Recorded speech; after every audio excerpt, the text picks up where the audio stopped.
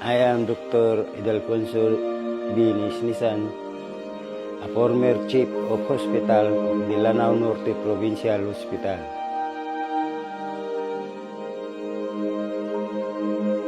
Ako si Dr. Remedios Fernandez. 36 years in service sa government. I am Dr. Bob Canincia Andot, Medical Director of Andot Binica Medical Clinic. Dako og katabang ang mga programs ni Governor Khalid. Sa permirong term ni Governor Khalid Mapuro, ang una giyon nga prioritize nga project mao ang pag-improve sa mga hospital sa Lanao del Norte. Usa gani di nako kalimtan nga inspect pa siya, suroy pa siya dito sa hospital, gitan-aw og unsa gyud kahimtang sa among hospital.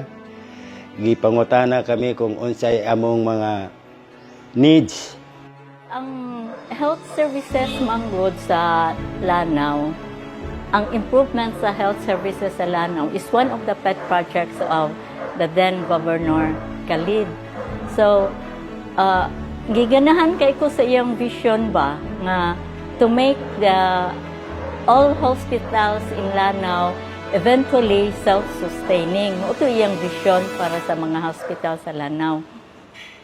To do that, kanang ang iyang gi-improve gyud ang first ang infrastructure. So since gipagwapahan ang mga hospitals, gi-improve ang infra, gidungagan ang mga kanang equipments. So mo invite siya og more patients. So instead ng mga to sa mga dagkong syudad, ang mga patients, okay na gyud sila ma-admit diri sa atong hospitals. Sir, og naay tabangon mo abot kay nagkonvulsyon, resitaan pa na og tambal para papaliton sa gawas. Pero sa time na ni Kong Khalid, then Governor Khalid, kuan na gyud kanang ang kumpleto ng tambal, dili na namo resitaan ang pasyente og tambal para sa gawas. Nya isa pod nga nakapahimo nga self-sustaining atong hospitals. Sila ang nagbayad sa premium sa PhilHealth sa mga pasyente. So the more nga ang mga patients mo anha og hospitals kay dili naman sila magbayad, free naman sila sa ilang mga hospitalization, tambal, di na magpalit sa gawas, tanan. So, mao gitoy akong giganahan jud sa iyahang. Kay kami pod mga doktor, dili na pod mi makuyawan nga inigabot sa pasyente nga pananglitan ay nagkalibang nga dehydrated kayo, resitaan sa una, resitaan pa namo og kanang dextrose papalit sa gawas. Karon naa na gid ni ready nga dextrose mahatag dayon. Noong una, talagang marami yung mga indigent na walang PhilHealth. So, nakita yon ni Governor Khalid during that time, no? Na talagang nahihirapan yung mga mahihirap nating mga kapatid na magpunta sa ospital kasi wala silang PhilHealth. At saka yung iba hindi na pupunta sa ospital kahit may sakit kasi wala silang pera. Nakita yon ng ating former governor.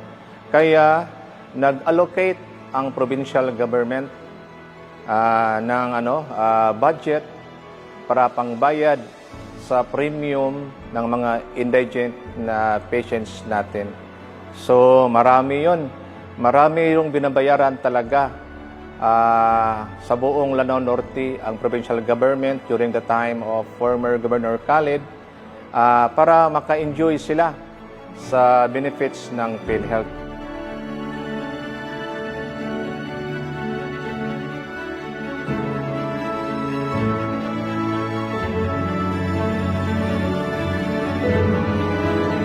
Daghang salamat, Governor Khalid Himapuro.